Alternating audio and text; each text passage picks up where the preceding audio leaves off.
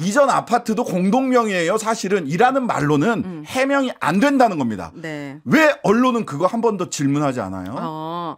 박성재 법무부 장관 후보자의 배우자에 대한 증여세 탈루 의혹이 나왔어요.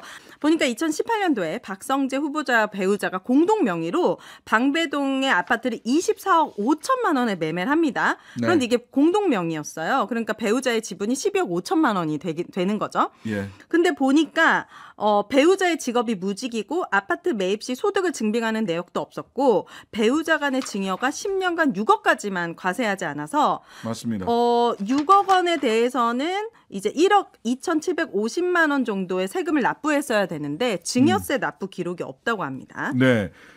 그런데 여기에 대해서 일단 이게 부인들 그 부부간에도 돈은 그냥 막 주면 안 돼요.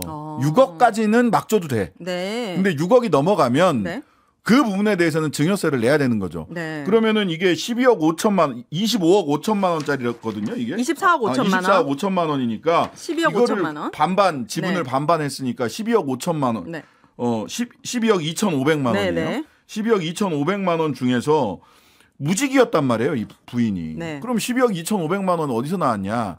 6억은 남편한테 증여를 받았다. 네. 세금을 안 내도 되지만 네. 나머지 6억. 나머지 6억 네, 2,500만 원은 증여세를 내야 되는 거죠. 1억 2,750만 원. 네, 그 증여세를 낸다면 1억 원이 넘는 네. 걸 내야 되는데 여기에 대해서 박성재 후보자가 뭐라고 얘기를 하냐면 이전에 아파트를 샀는데 이전에 이 아파트를 네. 팔고 그 돈으로 이 새로 25억, 24억짜리 아파트를 샀다는 네. 거예요.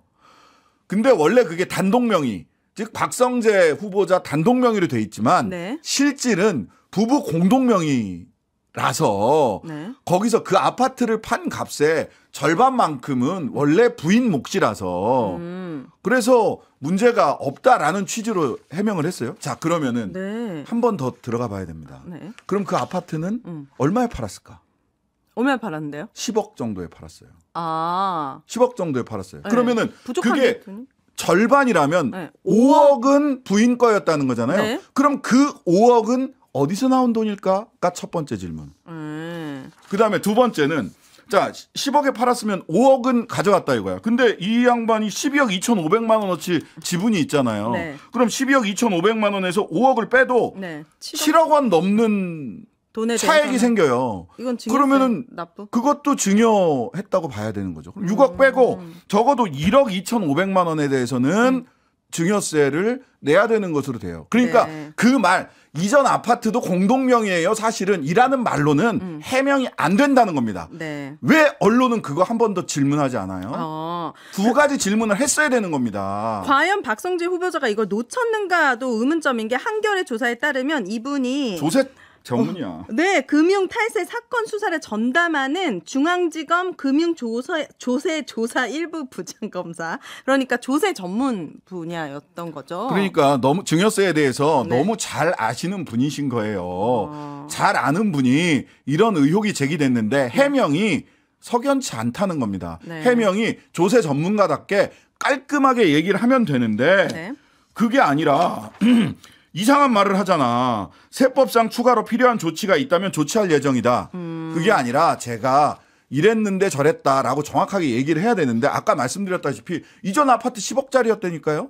10억짜리 아파트를 팔아서 네. 24억짜리 아파트를 샀어. 오, 나머지. 그럼 나머지 14억 어떻게 된 거냐고. 나머지 14억. 궁금하네. 네. 네. 그 얘기를 하셔야지 이전 아파트가 원래 공동명인데 처음에 이거 보잖아요.